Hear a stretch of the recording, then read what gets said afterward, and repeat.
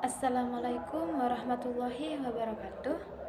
Sebelumnya perkenalkan, nama saya Amininal Kirom, Prodi Pendidikan Bahasa Inggris semester 6 di Universitas Islam Madura. Di video ini saya akan menjelaskan tentang figurative language, di mana definition of figurative language adalah figurative language, or Indonesian more popularly known as figure of speech or figurative language, is style of language used by the writer or speaker to convey a message imaginatively and figuratively with the aim of making the reader or listener get a certain effect from the style of language used. Jadi, figurative language atau dalam bahasa Indonesia lebih populer dengan istilah majas atau bahasa kiasan, merupakan gaya bahasa yang digunakan penulis atau pembicara untuk menyampaikan sebuah pesan secara imajinatif dan berkias yang bertujuan untuk membuat pembaca atau pendengar mendapatkan efek-efek tertentu dari gaya bahasa yang digunakan tersebut. Jadi, penggunaan figurative language di sini adalah untuk bertujuan untuk mendapatkan efek tertentu gaya bahasa yang digunakan. Jadi, pendengar atau pembaca akan lebih memahami seperti itu. Next, function of figurative language. Ya, di sini ada beberapa fungsi dari figurative language. Yang pertama, produce imaginative pleasure, yaitu menghasilkan kesenangan imajinatif. Jadi, jika sudah menggunakan figurative language, nantinya akan senang sendiri karena menggunakan bahasa yang dimengerti, bahasa kiasan yang mudah dimengerti seperti itu. Yang kedua yaitu produce additional image so that abstract things become concrete and can be enjoyed by readers. Fungsi yang kedua yaitu menghasilkan imajinatif tambahan sehingga hal-hal yang abstrak menjadi konkret, hal-hal yang tidak mudah dipahami menjadi dipahami karena sudah menggunakan bahasa kiasan seperti itu, dan dapat menjadi dapat dinikmati oleh pembaca seperti itu. Selanjutnya yaitu increase the intensity of the author feeling in conveying his meaning and attitude. Fungsi yang ketiga yaitu menambah intensitas perasaan pengarang dalam menyampaikan makna dan sikapnya. Yang keempat, concrete on the meaning you want to convey and ways to convey something in short language. Fungsi yang keempat yaitu mengkonsentrasikan makna yang hendak disampaikan dan cara-cara penyampaiannya sesuatu dengan bahasa yang singkat. Jadi, kalau sudah menggunakan figurative language, bahasa yang akan disampaikan akan lebih singkat seperti itu. Karena sudah menggunakan bahasa kiasan, jadi penyampaiannya akan lebih singkat seperti itu. Yang kelima yaitu based on imaginary concept that is more familiar to readers and listeners from the literary work produced, yaitu memberikan kebebasan kepada pengarang atau pembicara untuk memiliki bahasa yang diinginkan tetapi tetap dapat dipahami oleh para pembaca atau pendengar.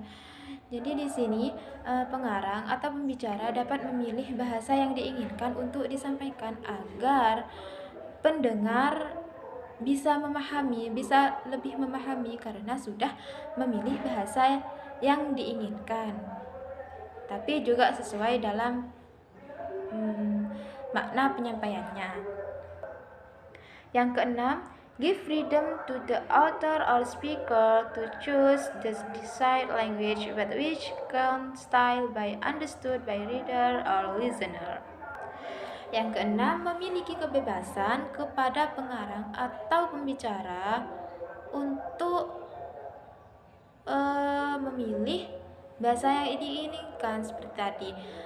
Juga bisa meletakkan konsep imajinasi yang lebih familiar kepada pembaca dan pendengar karya sastra yang dihasilkan seperti itu.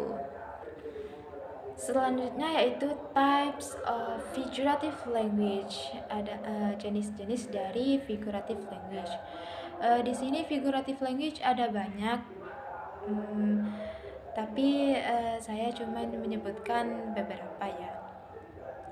Yang pertama yaitu simile. Simile figure of speech are a group of comparative features of speech that use word as comparisons to express their aims and objective. Yang pertama di sini majas simile adalah salah satu kelompok dari majas perbandingan yang menggunakan kata-kata sebagai perbandingan untuk menyatakan maksud dan tujuannya. Nah, majas simile ini hampir sama dengan majas perumpamaan karena sama-sama menggunakan kata perumpamaan dalam suatu kalimat. Contohnya, the new teacher is as tall as a giraffe. Guru baru itu setinggi jerapah. Nah, saking tingginya guru tersebut hingga dibandingkan dengan seekor jerapah untuk agar si pendengar atau pembicara atau si pendengar bisa lebih memahami bahwa guru itu tinggi seperti itu. Yang kedua yaitu hyperbole. Hyperbole is figurative language used to express something with an exaggerated impression, even almost nonsensical. Jadi di sini majas hyperbole merupakan figurative language yang digunakan untuk mengungkapkan sesuatu dengan kesan berlebihan, bahkan hampir tidak masuk akal. Hyperbole ini melebih-lebihkan, bahkan hal yang disampaikan kadang tidak masuk akal. Example, he is as skinny as toothpick. Dia sekurus tusuk gigi. Nah, saking kurusnya orang tersebut dibandingkan dengan tusuk gigi, berlebihan kan? Kalau orang dibilang kayak tusuk gigi seperti itu, mana ada orang seperti tusuk gigi, kurus seperti tusuk gigi, kan gak ada ya. Majas yang kedua ini majas hyperbole, melebih-lebihkan seperti itu. Yang ketiga yaitu metaphor. Metaphor is a figurative language that is used to place an object that is the message you want to convey in the form of an expression. Nah, majas yang ketiga yaitu majas metafor.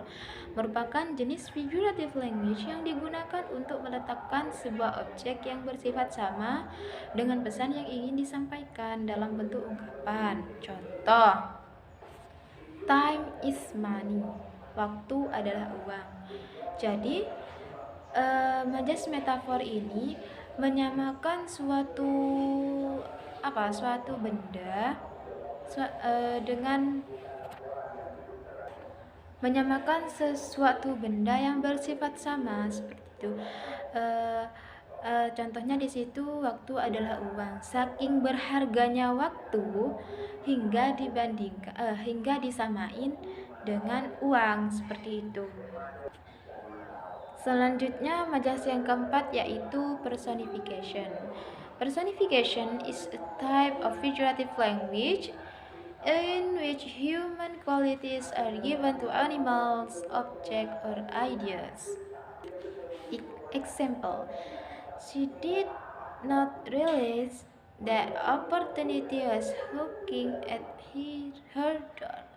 Dia menyadari peluang yang mengetuk pintu. Nah, peluang maksudnya di sana, peluang yang mengetuk pintu adalah peluang yang datang seperti itu.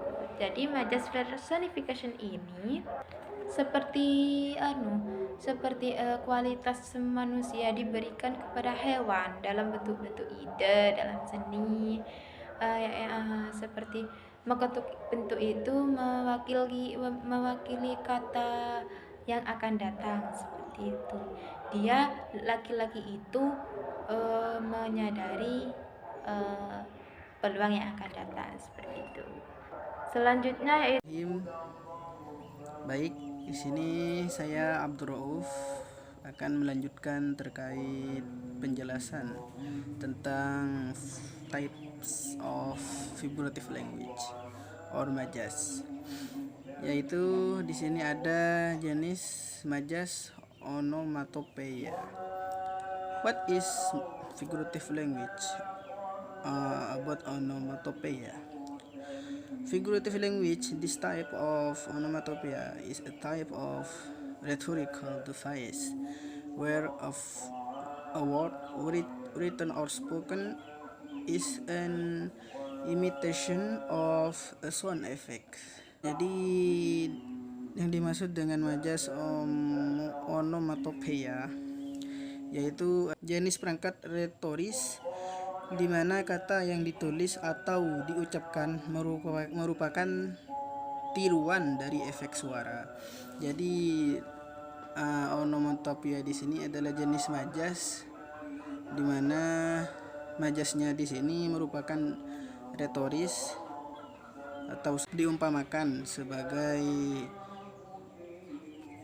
tiruan suara gitu. Seperti halnya tiruan suara burung, kicauan burung. Di situ menggunakan majas dari onomatopoeia.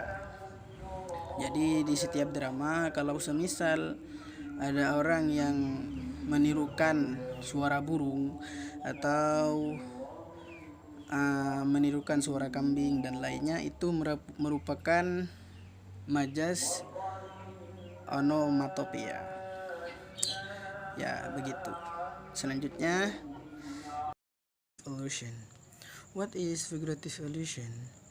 This type of allusion uses sentence that refer to event, legend, parables, important figures, or event in the past which is assumed to be known by both the speaker and the interlocutor to relate event in the present. Ya, jadi figuratif jenis allusion atau kiasan di sini adalah termasuk kiasan menggunakan kalimat merujuk pada peristiwa, legenda, perumpamaan tokoh-tokoh penting atau peristiwa-peristiwa pada masa lampau yang dianggap diketahui baik oleh penutur maupun lawan bicaranya untuk menghubungkan peristiwa-peristiwa pada masa kini. Ya, jadi di sini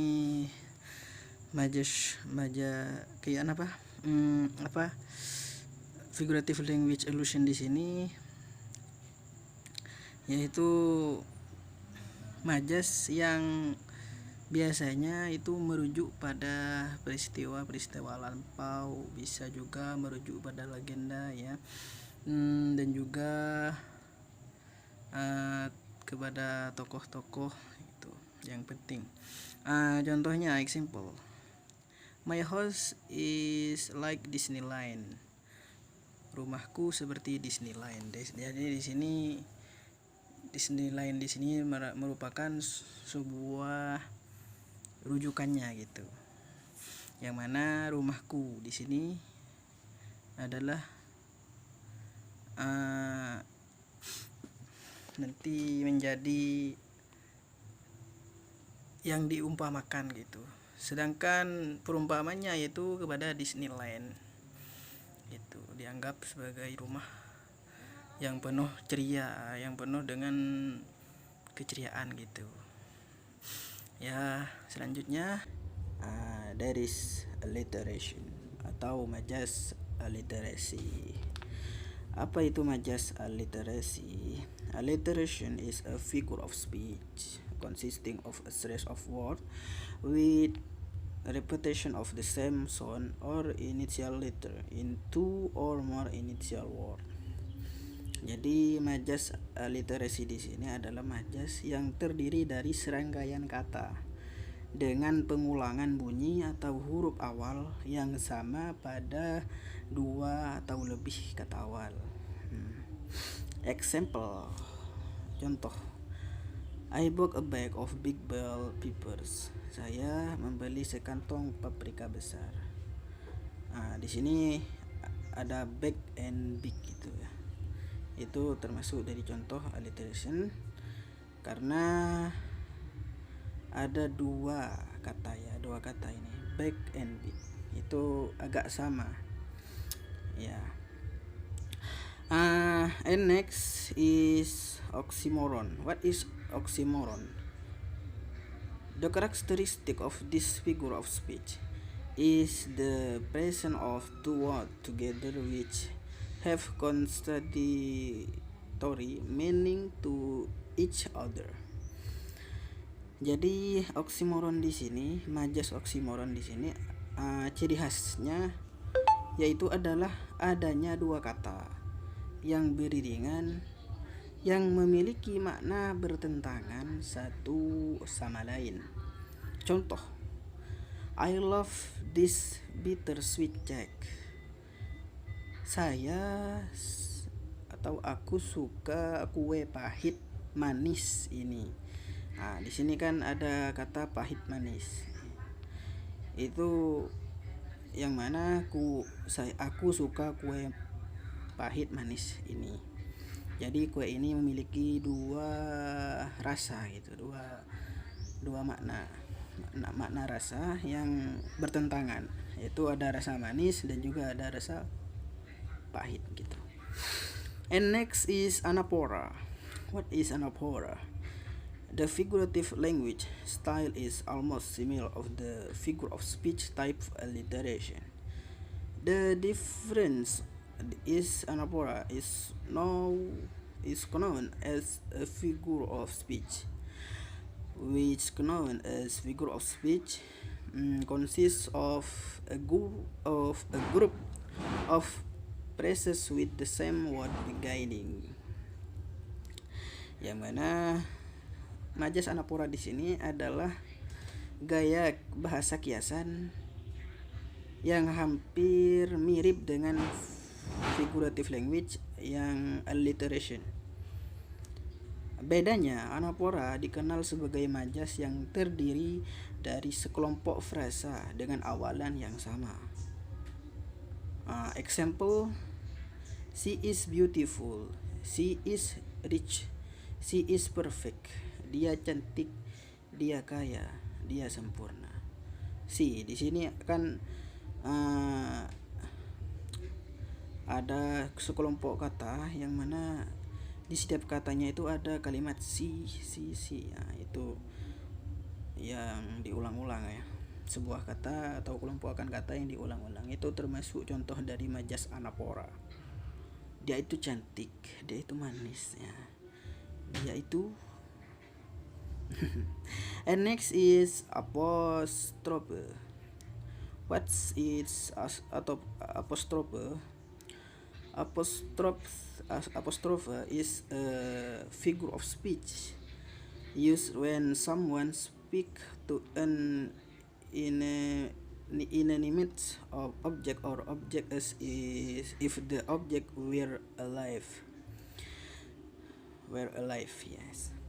Artinya yaitu apostrofe adalah majas yang digunakan ketika seseorang berbicara pada objek atau benda mati, seolah-olah benda tersebut hidup. Ya. Jadi ini sangat menghayati ya. Sangat dalam gitu majasnya mungkin. Example, hey table, don't let your corner hurt me again, okay? Hey meja, jangan biarkan sudutmu menyakitiku lagi, oke? Okay? Ini kan sering terjadi, kayak guyon-guyonan gitu ya. Ya, kayak batu semisal kalau kita keseleo gara-gara batu, batunya dikata-katain itu termasuk pada majas apostrofe. And next is Assonance. What is assonance? Assonance is a figure of speech that uses repetition based of vowel sound. Jadi assonance di sini merupakan majas dengan melakukan pengulangan berdasarkan suara vokal. Example, he eats the sweet treats. Dia makan makanan manis. Okay, and next is chiasmus. What is chiasmus? Chiasmus is a figure of speech where there are two bland sentence, but mother with the word reversed. Jadi majas chiasmus adalah figure of speech di mana ada dua kalimat seimbang, tetapi dibuat dengan kata-kata terbalik. Example, makes money for traveling. Make money for traveling. Traveling to make money. Di sini dibalik-balik ya kata-katanya. Termasuk contoh majas chiasmus. Kalau kalimatnya itu dibalik-balik. Menghasilkan uang untuk traveling untuk menghasilkan uang ya. Jadi ini ada dua kalimat yang diulang-ulang gitu. Jadi kalau ada kalimat majas yang diulang-ulang itu termasuk majas chiasmus. And next is euphemism. What is euphemism? We usually use euphemism figure of speech often in everyday life. This figure of speech function as a phrase to reflect other phrases that are considered rude or offensive without despairing. Yes. Jadi yang dimaksud dengan euphemism di sini adalah penggunaan majas euphemism biasanya sering kita lakukan dalam kehidupan sehari-hari. Majas ini berfungsi sebagai frasa untuk menggantikan frasa lain yang dianggap kasar atau menyinggung tanpa menghilangkan makna yang sebenarnya. Example, kalau dari kata menyinggung ya, yang masih belum diubah ke euphemism,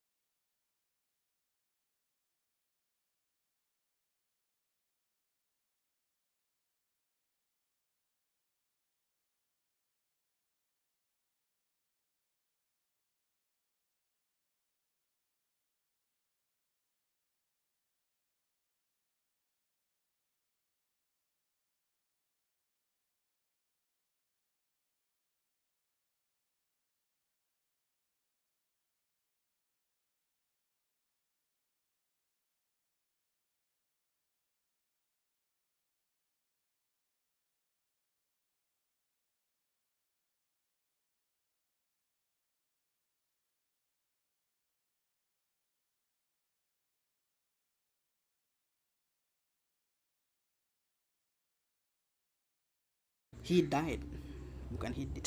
He died, dia meninggal.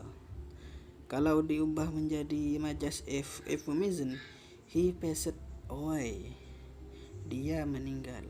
Ini istilahnya apa ya, diperhalus gitu kata-katanya agar tidak terlalu kasar gitu. Jadi euphemism di sini ya istilahnya memperhalus kata-kata yang sekiranya sangat menyinggung gitu, sangat menyinggung terhadap perasaan atau yang lain gitu. And next is paradox. What is figurative paradox? Figurative paradox is contradiction. The figure of speech paradox is a figure of speech to express something that is contradictory to the object being discussed. Yes. Majas paradoks adalah merupakan bagian dari majas pertentangan, yang mana majas paradoks di sini adalah sebuah kiasan untuk menyatakan suatu yang kontradiktif terhadap objek yang dibicarakan. Example, you have to be cruel to be kind. Kamu harus kejam untuk menjadi baik. Nah, jadi makna dari majas biasanya makna dari majas paradoks di sini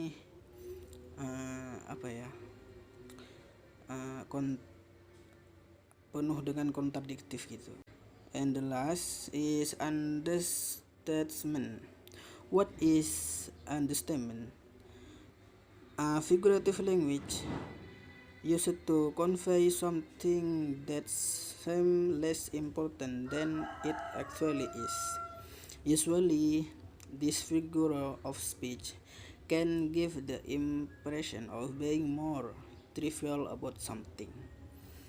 The function of the understatement figure of speech is to add the humor to a serious situation.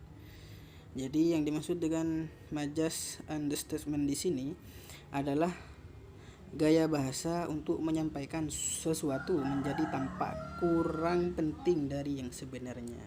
Biasanya majas ini dapat menimbulkan kesan lebih remeh terhadap suatu hal. Fungsi figurative language understatement adalah untuk menambah humor pada situasi yang serius. Example, I only have $3 million. Saya hanya punya 3 juta dolar. Ya, istilahnya ini hanya sebagai selingan ya, biar kalau semisal kita ada di sebuah drama, biar pertunjukannya itu tidak terlalu menyolok atau tidak terlalu fokus selalu gitu. Jadi ada diselingi dengan majas understatement di sini, yaitu atau humor gitu, humor guyon-guyonan atau yang lain. Maybe just it for me, and I want to say thank you very much. Assalamualaikum warahmatullahi wabarakatuh.